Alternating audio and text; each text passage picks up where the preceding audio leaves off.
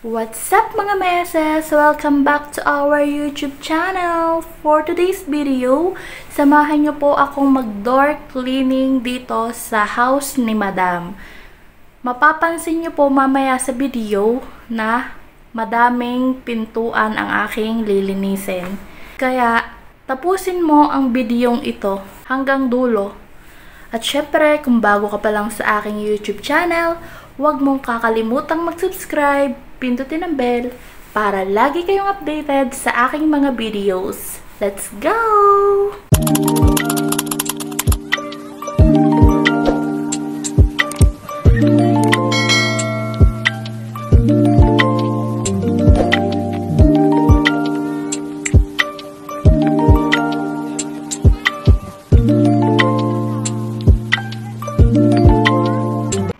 Ang una ko nga po palang ginawa mga meses ay nilabhan ko muna itong basahang gagamitin ko at nilagyan ko ng Joy. Mas maganda po kasing ipunas kapag basa at malinis. Talagang kapit na kapit po ang mga gabok. At ang una ko nga pong nilinisang pintuan ay sa aking CR. Yan, kita nyo naman po mga meses, pinapakita ko na sobrang gabok po, pero kakalinis ko pa lang po niya nung nakaraang linggo. Ang paglilinis ko po kasi niyan ay tuwing isang lingguhan. Hindi naman po may iwasan na talagang magkagabok. Yan po kasi ang unang-unang chine-check ni Madam pagdating sa pintuan, yung pinakataas. At kinailangan ko na nga din po diyang gumamit ng hagdan dahil hindi ko po abot yung pinakataas. At tinagtag ko po ang hagdan nung tapos na ako sa itaas. Para mapunasan ko rin po yung sa baba.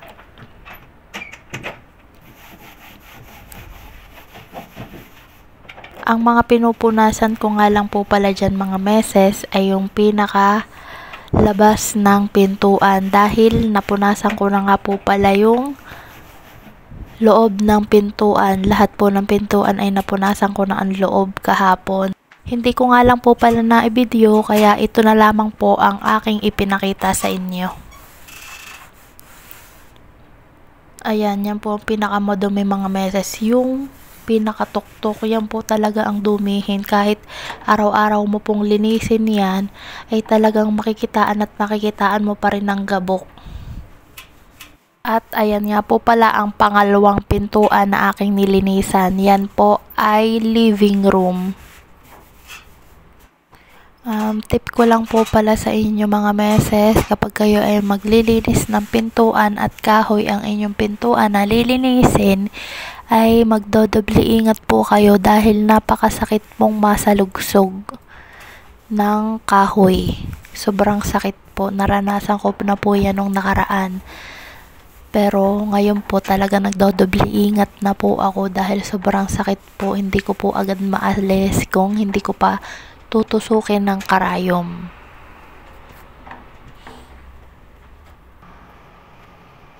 At kita nyo naman ang gabok mga meses ng basahan, sobrang dumi. Pangalawang pintuan pa lamang po ang aking napupunasan pero sobrang dumi na po agad. Nilabhan ko po ulit ang basahan para matagtag naman po ang mga gabok na kumapit. Para pag ipinunas ko po ulit sa pinto ang pangatlo ay hindi po kumapit ulit ang dumi. At pagkatapos ko nga pong labhan ulit ang basahan, dito naman po ako sa pangatlong pintuan. Ito po yung pinaka main door dito sa bahay ng aking amo. Bale, hindi ko nga pala po mapunasan yung pinakalabas niyan dahil ang susi po ay nasa aking madam. Yan po ay nalilinisan ko lamang yung pinakalabas na pintuan kapag sinasabi ng aking madam, kada isang linggo din po.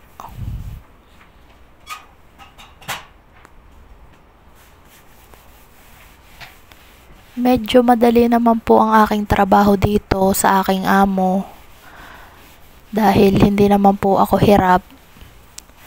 Wala din po ako inaalaga ang bata. Pagkatapos po ng 4 hours kong trabaho ay pahinga na po ako. Mas marami pa po ang dot-dot ng cellphone kaysa sa trabaho. Pero kapag may uutos po si madam, ay talagang sinusunod ko naman dahil mahaba naman po ang aking pahinga. At ito na nga po pala ang pang-apat na pintuan. Ito po yung pinaka-pintuan para makapasok ka sa dalawang kwarto. Yung isa pong kwarto is sa living room at yung isang kwarto po ay sa aking among lalaki. Dahil yung aking pong among lalaki lagi pong wala at malayo po ang kanyang duty dahil nga po siya ay doktor. Lagi pong kami laang ni madam ang natitira dito sa bahay. Kaya talagang hindi po mabigat ang aking trabaho. Parang ang akin nga pong trabaho dito ay hindi kadama. Parang ang trabaho ko dito ay caregiver. Dahil ang gagawin ko nga lamang po ay maglilinis ng kaunti. Tapos, babantayan ko lamang po ang aking madam. Malakas pa naman po ang aking amo. Ang problema nga lang po ay maraming sakit na tingnan dahil yun po ang bilin ni sir na tingnan ang kanyang ina. Dahil nga po marami ng sakit ang nararamdaman.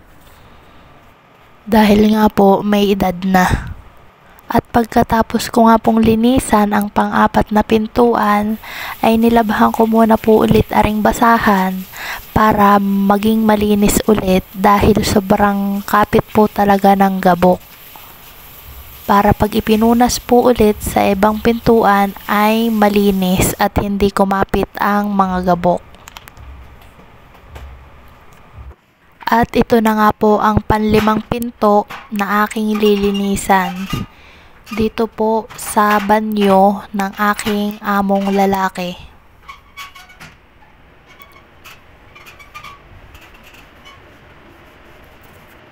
Kwento ko nga lang pala sa inyo mga meses, halos lahat ng matataas dito ay nalinis ko na. Yung mga chandelier, mga ibabaw ng cabinet, yung mga aircon, yung mga exhaust fan. Ang hindi ko na lamang po talaga dito nalilinis ata ay kisame. Pero hindi ko na naman po trabaho yan. At iba na yan, talagang mataas na. Pero pag ako po ay umaakyat ng hagdan, doble ingat din po dahil napakahirap po. Isang pagkakamali mo lang pong hakbang ay talagang hulog ka. Kahit po sabihin nating hindi kataasan ang babagsakan ay talagang isang pagkakamali lang ay baka mapilayan. Ay sa laki ko pa namang ari ay paniguradong malaking dagasa.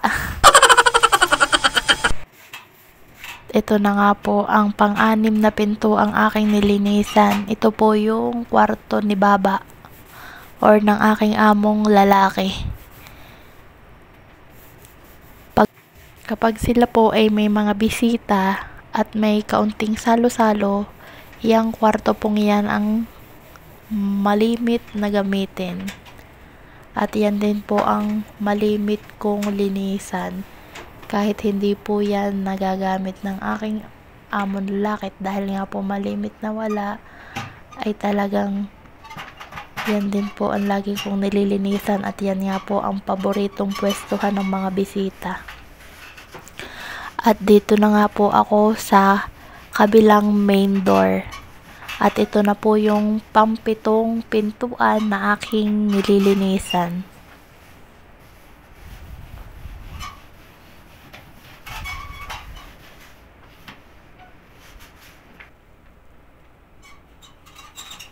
At pagkatapos ko nga po diyan mga meses, ay dito naman po ako sa isang living room.